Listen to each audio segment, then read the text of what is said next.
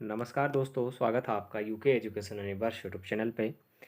दोस्तों, इससे पहले राजपाल सिंह थ्योरी सीरीज के 23 चैप्टर हमारे कंप्लीट हो चुके हैं, यानी कि 22 ही हुए हैं। 23वां चैप्टर हमारा अलंकार से संबंधित था, जो हमारा राजपाल सिंह सीरीज के इस बुक में मेंशन नहीं किया गया है। यानी कि मेरे किताब में तो अभी तक मुझे नहीं देखने को मिला जो अलंकार से संबंधित है। केवल उसमें उसके एमसीक्यूज़ की जो वीडियोस है वही हमारी आ पाई है, लेकिन थ्योरी सेशन के जो हमारा चैप्टर है वो नहीं देखने को मिला है, यानी कि मिसिंग है इसमें। तो हम आज डायरेक्ट अलंकार को छोड़ने के बाद रसों पे आ रहे हैं। अलंकार में आपको प्रयास करूँगा कि ल्यूसेंट से आपको करा पाऊँ, और जो अन्य आपके जैसे साहित्य हैं तो साहित्य के लिए भी मैं आपको अलग से कराऊँगा, क्योंकि इसमें जो हमारा जैसे भक्ति काल है या फिर अन्य जितनी भी जो हमारी चीज़ें हैं तो काफ़ी डिटेल में हैं। उस पर लगभग ज़्यादा भी ना सही तो 1 हफ्ते का समय लग सकता है। तो हम कुछ प्रमुख कवियों को ही उठाएंगे और उनके बारे में डिस्कस करेंगे। तो दोस्तों, हम आज बात करने वाले हैं रस के बारे में। सबसे पहले रस क्या होते हैं, रसों को हमने समझना पड़ेगा।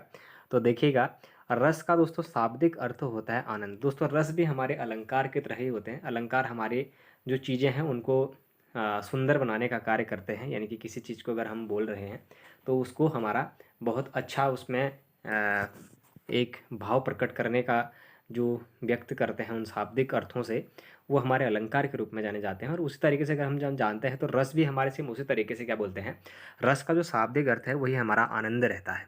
अब काव्य को पढ़ने या सुनने और नाटक को देखने से पाठक या फिर जो पढ़ने वाला होता है, श्रोता जो सुनने वाला होता है, को जिस आनंद की अनुभूति होती है उसी को हमारा क्या कहते हैं, रस कहा जाता है। अच्छा दोस्तों, रस को काव्य की आत्मा या प्राण तत्व के नाम से भी जाना जाता है। यानी कि जो रस होता है दोस्तों, उसको हमारे काव्य की आत्मा और प्राण तत्व भी माना जाता है। कहता है रस का संबंध स्रव धातु से मिलकर बना होता है।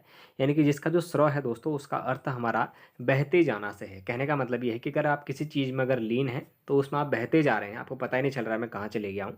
यानी कि आपको उसमें बहुत ज़्यादा मज़ा आ रहा है, आनंद आ रहा है। तो वही चीज़ हमारी क्या कहलाई, रस कहलाई, जिसके परिभाषा के रूप में आपको बताया गया है।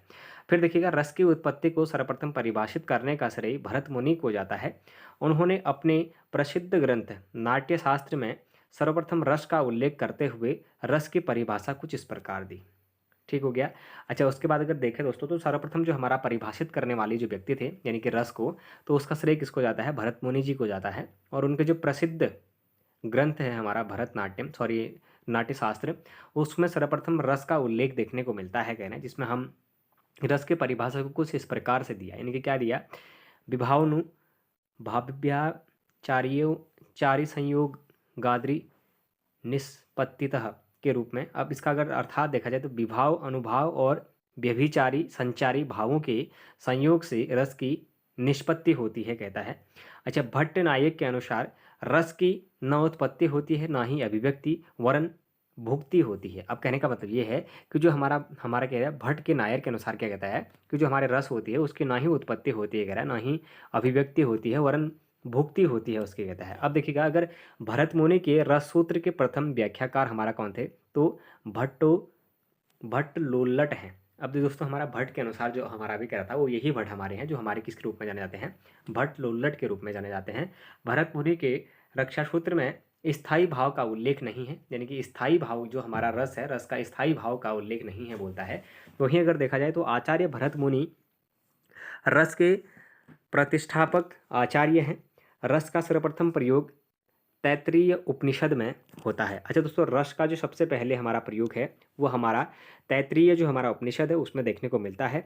आचार्य विश्वनाथ के अनुसार वाक्य रसात्मक काव्य, अर्थात रसात्मक वाक्य को ही काव्य कहते हैं, कहता है। अच्छा, वाक्य या फिर रसात्मक काव्य क्या होता है। अच्छा, अगर देखा जाए तो वाक्य या फिर रसात्मक जो काव्य है का उल्लेख साहित्य दर्पण नामक ग्रंथ में हुआ है।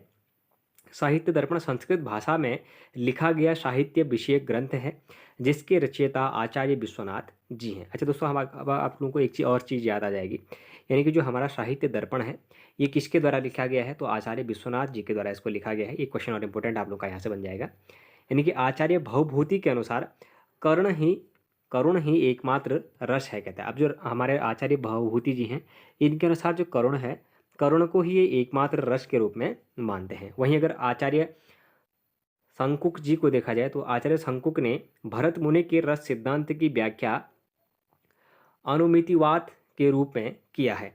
वहीं आचार्य अभिनव गुप्त ने नवमोदिपि शांतो रस कहकर 9 रसों को काव्य में स्वीकारा है। अब देखिएगा, अगर रामचंद्र शुक्ल जी की अगर बात करें तो आचार्य रामचंद्र शुक्ल जी क्या कहते हैं कि, या फिर आचार्य रामचंद्र शुक्ल जी के अनुसार, जिस भांति आत्मा की मुक्तावस्था ज्ञान दशा कहलाती है, उसी भांति हृदय की मुक्तावस्था रस दशा कहलाती है। अच्छा, रस के जो अंग हैं वो हिंदी व्याकरण के अंतर्गत रस के 4 अंग या अवयव माने जाते हैं। रस के जो 4 अंग या फिर हम अवयव बोले तो वो कौन कौन से हैं, यदि अगर देखें तो सबसे पहले तो हमारा विभाव होता है, दूसरा हमारा अनुभाव होता है, उसके बाद संचारी भाव और उसके बाद हमारा स्थायी भाव होता है। दोस्तों, जो विभाव है इसके भी हमारे 2 प्रकार से इसको डिवाइड किया जाता है। एक तो हमारा आलंबन विभाव और दूसरा हमारा उद्दीपन विभाव के रूप में इसको जाना जाता है। अच्छा दोस्तों, इन चारों रसों के जो हमारे भाग हैं या अंग हैं, इनको अगर देखा जाए तो सबसे पहले हम विभाव की बात करते हैं। जो व्यक्ति पदार्थ अथवा अन्य तत्व किसी अन्य व्यक्ति के हृदय में भावों को जगाते हैं उन्हें विभाव कहते हैं। कहने का मतलब ये है, जो व्यक्ति या कोई पदार्थ है या फिर कोई अन्य तत्व है जो किसी अन्य व्यक्ति के हृदय के भाव को जगा देगा, उन्हीं को हमारा विभाव के रूप में जाना जाएगा। विभाव का अर्थ है कारण होता है, यानी कि विभाव का अर्थ ही कारण होता है। विभाव के 2 भेद होते हैं, एक तो हमारा आलंबन होता है और दूसरा हमारा कौन सा होता है, उद्दीपन होता है। अच्छा, आलंबन जो विभाव है दोस्तों, उसका मतलब क्या होता है, जिसका सहारा पाकर स्थायी भाव जगते हैं। अच्छा, कहने का मतलब है आलंबन विभाव, कहने का मतलब ये है कि जिसका क्या सहारा जब हमें मिलेगा तो सहारा मिलने से जो स्थायी भाव आपके जग जाएंगे उसको हम क्या कहेंगे, आलंबन विभाव के रूप में जानेंगे। अच्छा, उसके बाद देखिएगा, उसे आलंबन विभाव कहते हैं। जैसे नायक से हमारा नायिका को हमने देखा। अच्छा, आलंबन विभाव के 2 भेद देखने को मिलते हैं, एक तो हमारा आश्रयालंबन विभाव, दूसरा हमारा विषयालंबन या विषय के रूप में जाना जाएगा। अच्छा दोस्तों, देखिएगा क्या कहता है कि जिसके हृदय मन में भाव जगे उसे आश्रयालंबन, तथा जिसके कारण हृदय में भाव जगे उसे हमारा विषयालंबन कहते हैं। अच्छा, मतलब जिसके लिए या फिर जिस कारण या फिर जिसके हृदय में भाव जगे उसे तो हम क्या बोलेंगे, आश्रयालंबन कह देंगे, और जिसके कारण वो भाव आपका जगह है उसको हमारा विषयालंबन के रूप में जाना जाएगा, कहता है। अच्छा, उदाहरण के लिए अगर देखें दोस्तों तो क्या कहता है, यदि राम के मन में सीता के लिए रति का भाव जगता है तो यहाँ राम आश्रयालंबन होंगे, जबकि सीता विषयालंबन, यानी कि सीता के लिए जग रहा है तो सीता क्या होगी, कोई विषय, सीता को हम इसमें विषय मान लेंगे तो सीता विषयालंबन हो जाएगी, और जिसके मन में जो आपका भाव जग रहा है वो हमारा क्या हो जाएगा, आश्रयालंबन के रूप में जाना जाएगा। उसी तरीके से क्योंकि यहाँ राम के हृदय मन में भाव उत्पन्न हो रहा है जिसका विषय सीता है, क्योंकि भाव उत्पन्न होने का कारण सीता है इसलिए सीता विषयालंबन होगी। और दूसरा हमने उद्दीपन को देखा दोस्तों, तो उद्दीपन विभाव हमारा क्या कहता है, जिन वस्तुओं या परिस्थितियों को देखकर स्थायी भाव उद्दीप्त या फिर तीव्र होते हैं या होने लगते हैं उसे ही उद्दीपन विभाव कहते हैं। जैसे चांदनी रात है, नायक नायिका की शारीरिक चेष्टाएं हैं, एकांत स्थान कोयल की आवाज़ है, उद्यान है, युद्ध के बाजे, फिर गर्जने, फिर तर्जन आदि हैं।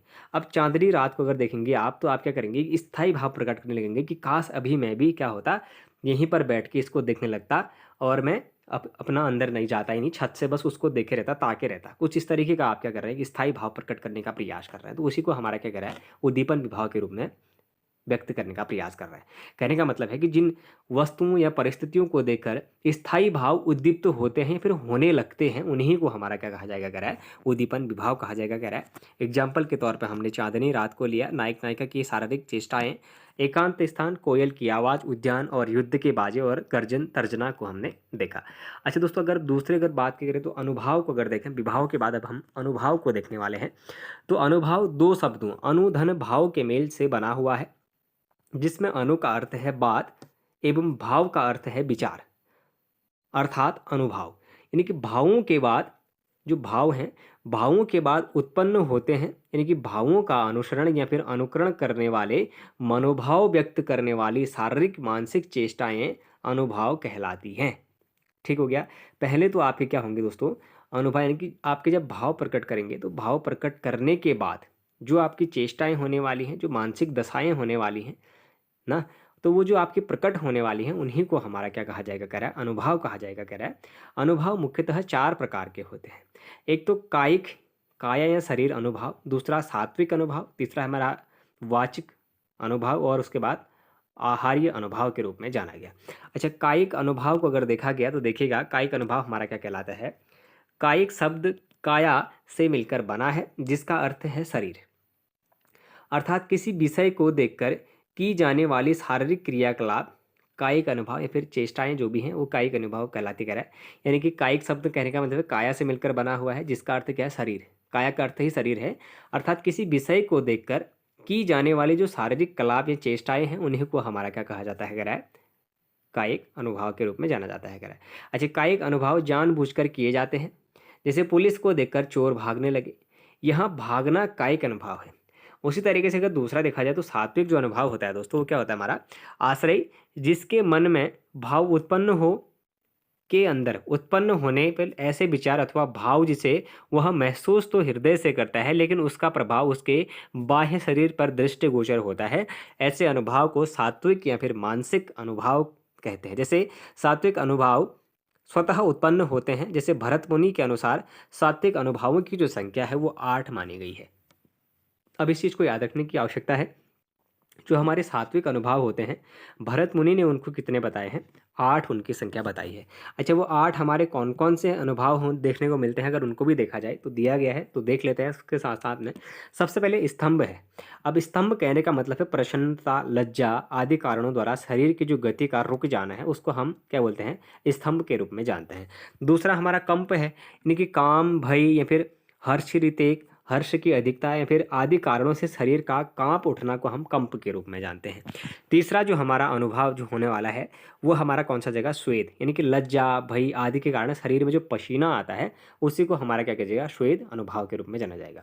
उसके बाद वैवर्ण्य को अगर देखा जाए तो भय, शोक, काम, शंका आदि से शरीर का जो रंग उड़ जाना है उसको हमारा वैवर्ण्य अनुभाव के रूप में जाना जाएगा। फिर देखिएगा अगर स्वर्ग भंग को देखा जाए तो हर्षाधिक, शोक, भय, मद आदि कारणों से जो वाणी में आवाज का न निकलना होता है वो भी हमारा किस रूप में जाना जाएगा, एक अनुभाव के रूप में ही जाना जाएगा।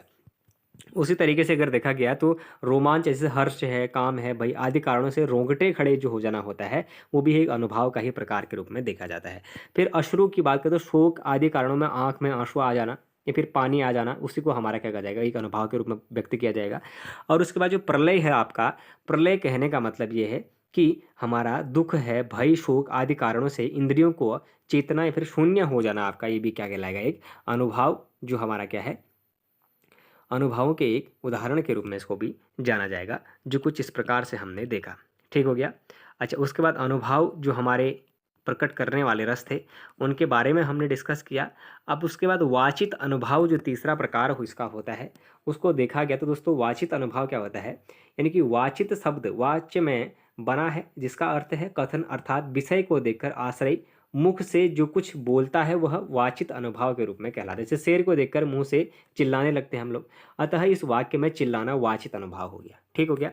अच्छा, आहार्य अनुभव को देखें तो आहार्य का शाब्दिक अर्थ है कि वेशभूषा, यानी कि अर्थात विषय को देखने के बाद आश्रय से वेशभूषा, पहनावे अथवा उसके शारीरिक हाव भाव में जो परिवर्तन स्वतः होता है वो आहार्य अनुभव कहलाता है। जैसे शेर को देखकर राहुल भागने लगा, इस भागदौड़ में उसका मोबाइल गिर गया, पैरों से चप्पल निकल गए, झाड़ियों में गिरने से उसके कपड़े फट गए।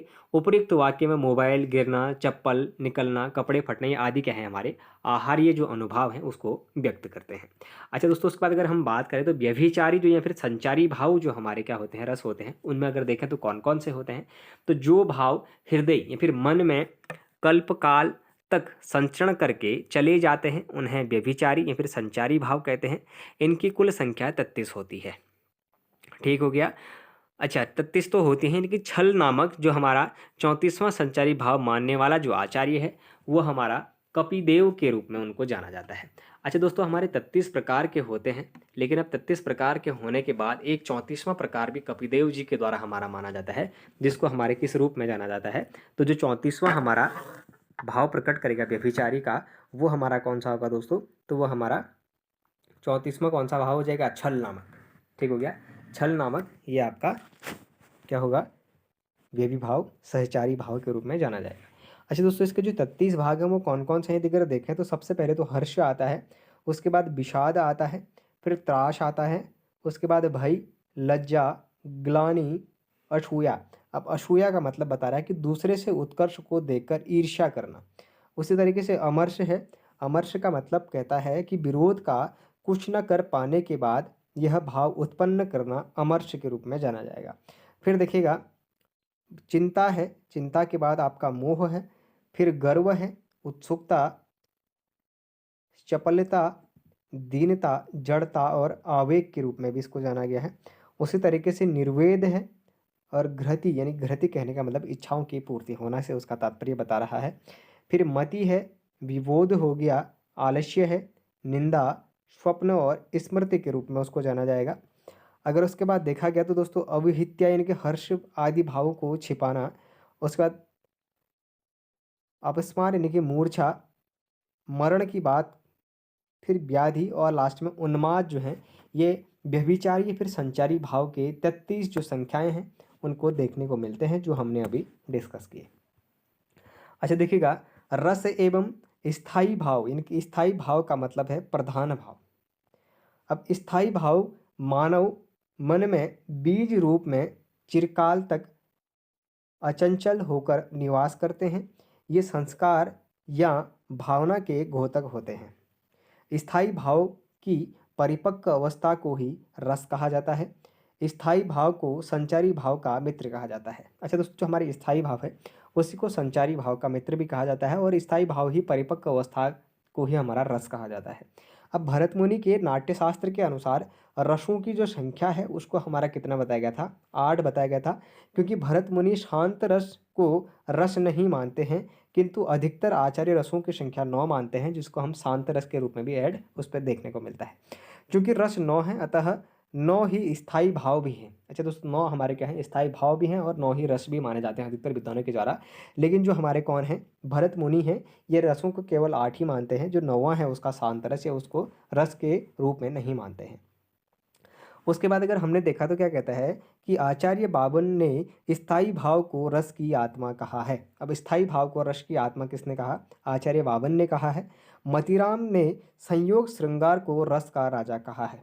उसी तरीके से जो हमारे मतीराम जी हैं, मतीराम जी के द्वारा संयोग का जो श्रृंगार है उसको रसों का राजा कहा गया है, जबकि वियोग श्रृंगार को रसों की रानी कहा गया है। अब ध्यान देने की आवश्यकता यह है कि जो हमारा क्या है दोस्तों, मतीराम के अनुसार जो संयोग श्रृंगार है उसको रसों का राजा, और जो हमारा वियोग श्रृंगार है उसको रसों की रानी के रूप में किसके द्वारा कहा गया है, तो ये हमारे मतीराम जी के द्वारा कहा गया है। अच्छा, उसके बाद श्रृंगार रस को रसराज का रसपति भी कहते हैं। बाद में श्रृंगार रस के अंतर्गत 2 रस, वात्सल्य रस और भक्ति रस आ गए, जिससे इनकी जो संख्या है वो 11 हो गई, किंतु मूल रस अभी भी 9 ही माने जाते हैं। अच्छा दोस्तों, वात्सल्य रस का सम्राट किसे कहा जाता है, इस क्वेश्चन का आंसर आप लोग मुझे देंगे। क्या कह रहा है कि पहले जो रसों की संख्या थी, कहता है वो आपकी 9 थी। अभी भी मुख्य रूप से रसों की जो संख्या है उसको 9 ही माना जाता है, कह रहा है। लेकिन जो 2 रस हैं वो बाद में आने के बाद 11 हो गए हैं, जिसमें से एक वात्सल्य रस, दूसरा आपका भक्ति रस के रूप में इसको जाना जाता है, कह रहा है। फिर देखिएगा, रसों की संख्या 9 होने के कारण ही इसे नवरस कहा जाता है। 11वें रस के रूप में भक्ति रस को प्रतिष्ठित करने वाले आचार्य रूप गोस्वामी हैं। यानी कि जो आपका 11वां आपका रस है, जो कि हमारा भक्ति रस के रूप में जाना जाता है, इसको जो प्रतिष्ठित करने वाले आचार्य हैं वो हमारे रूप गोस्वामी के रूप में जाने जाते हैं, ऐसा इसमें बताया गया है।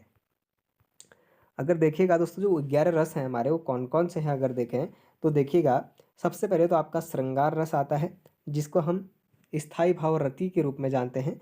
उसके बाद करुण रस आता है, जिसका जो स्थायी भाव है वो शोक के रूप में जाना जाएगा।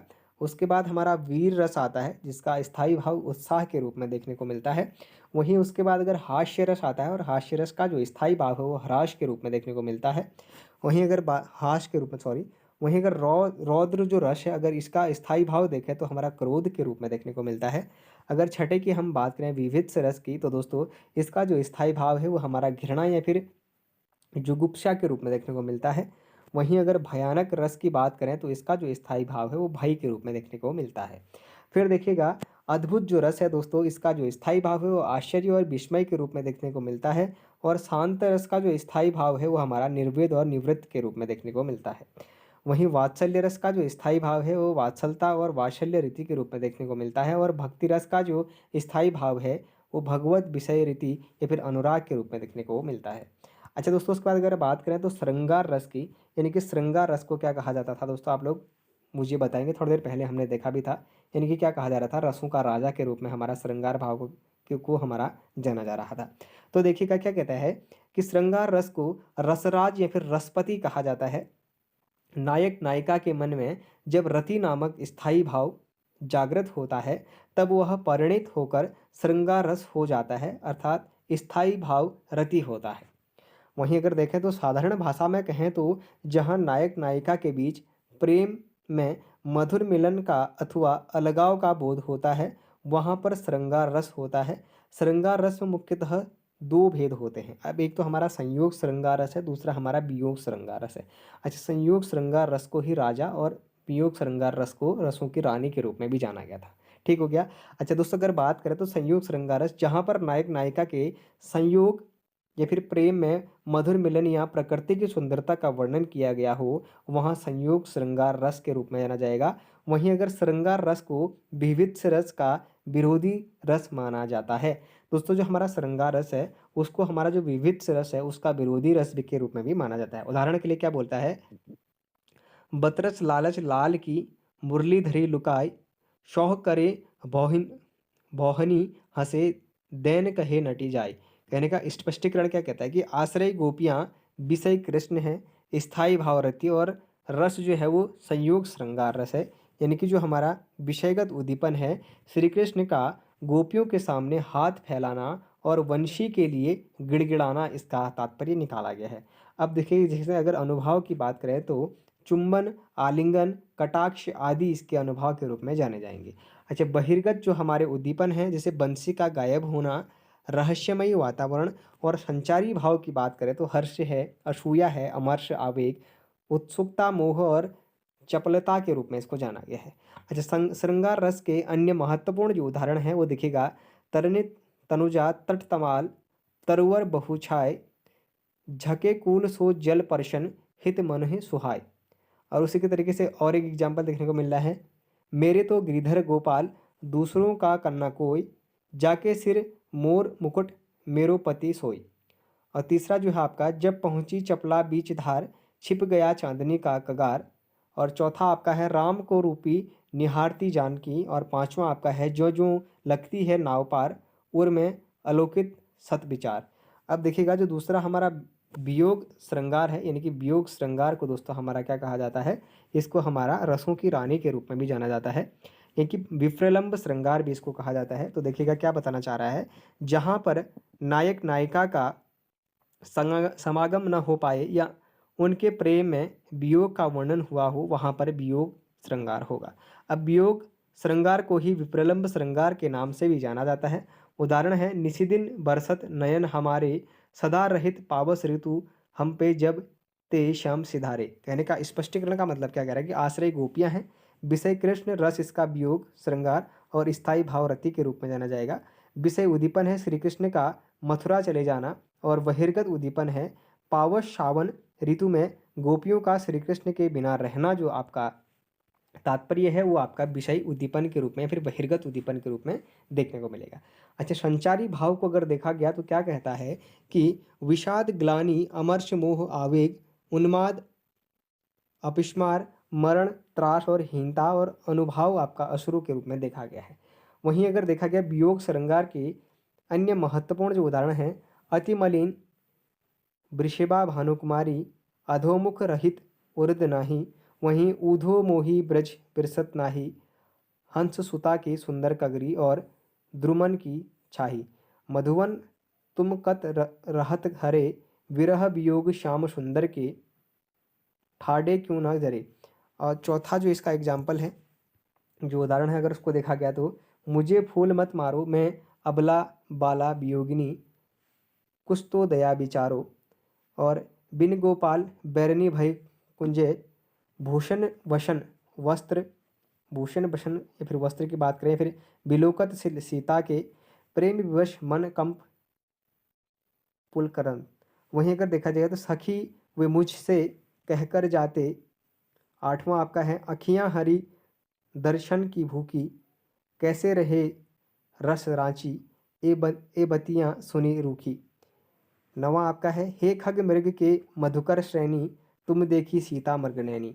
अब उसके बाद अगर दोस्तों करुण रस की बात करें तो करुण रस कहने का मतलब आपको क्या लग रहा है? करुण का मतलब ही शोक से उसका तात्पर्य निकलता है।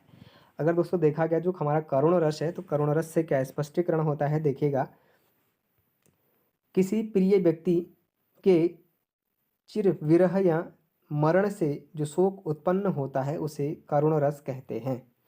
इसका स्थायी भाव शोक है। बहुभूति करुण रस को रसराज कहा गया है। अब दोस्तों जो भवभूति में करुण रस है इसको हमारा रसराज कहा गया कहता है। यम को करुण रस का देवता माना जाता है। तो दोस्तों जो हमारे यम है, यम को हमारा करुण रस का देवता के रूप में भी माना जाता है। साधारण भाषा में कहें तो किसी अपने का विनाश या वियोग एवं प्रेमी का या फिर प्रेमी से सदैव के लिए बिछड़ जाने या दूर चले जाने से जो दुख या वेदना की अनुभूति उत्पन्न होती है उसे ही हमारा करुण रस के रूप में जाना जाता है। नोट के रूप में, यद्यपि वियोग श्रृंगार रस में भी दुख की अनुभूति होती है लेकिन वहाँ पर दूर जाने वाले व्यक्ति से पुनः मिलने की आशा बनी रहती है, जबकि करुण रस में पुनः मिलने की कोई आशा नहीं बनी रहती है। उदाहरण के लिए क्या कहता है, शोक बिकुल सब रोवहि रानी, रूप सीलु जलु तेज बखानी, करहि विलाप अनेक प्रकारा, परिहि भूमि तल बारही बारा। अब कहने का मतलब ये है कि इसका स्पष्टीकरण किया तो स्थायी भाव में शोक रस, कर्ण रस और आश्रय रानी और विषय राजा दशरथ के रूप में कहा गया, और बहिर्तर जो उद्दीपन है बहिर्गत उसको देखा तो शोक वातावरण राजा दशरथ का शव खाली सिंहासन के बिना बताया गया। वहीं अगर विषयगत उद्दीपन देखा गया तो राजा दशरथ की मृत्यु और अनुभाव, विलाप, वैवण्य, अश्रुपात आदि और संचारी भाव आपका विषाद, चिंता, मोह, निर्विभेद आदि के रूप में जाना गया। अच्छा, उसके बाद अगर देखें तो फिर क्या कहते हैं, करुणा रस के अन्य महत्वपूर्ण जो उदाहरण हैं, अभी तो मुकुट बंधा था माथ, हुए कल की हल्दी के हाथ, खुले भी न थे लाज के बोल, खिले थे चुंबन शून्य कपोल, हाय रुक गई वह संसार, बिना सिंदूर अनल अंगार। और उसके बाद है प्रिय पति यह मेरा प्राण प्यारा कहाँ है, दुख जल निधि डूबी का सहारा कहाँ है, मन की उत्पल वेदना मन ही मन बहती है, चुप रहकर अंतर्मन में कुछ मौन व्यथा कहती है, प्रिय मृत्यु का प्रिय महासंवाद पाकर विष भरा, चित्रस्थ की निर्जीव सी हो रही हत उतरा। अब इसमें जो हमारा चित्रस्थ है उसमें चित्र के समान स्थिर, और वहीं गई का मतलब क्या है, अभिमन्यु की पत्नी से उसका तात्पर्य निकाला जा रहा है। दुख ही जीवन की कथा रही, क्या कहूँ आज जो नहीं कही, अब देखी सुदामा की दीन दशा, करुणा करके करुणानिधि रोए।